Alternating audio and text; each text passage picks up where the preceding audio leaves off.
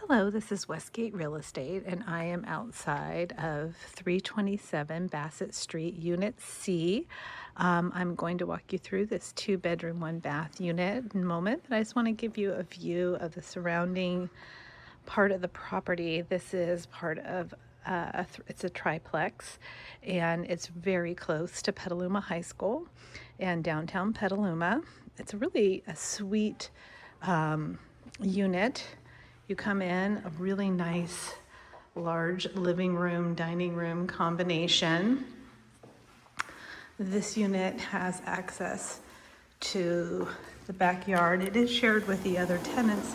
However, I don't believe anyone actually uses it at this time, but this tenant has direct access from the living room. There's a somewhat original kitchen. I personally think the countertops are pretty fantastic and they're all in good shape. Just has a nice vintage vibe to it.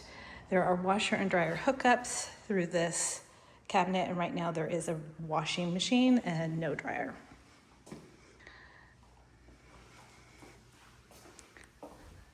So this first bedroom faces the back of the unit. It's a really nice size as well.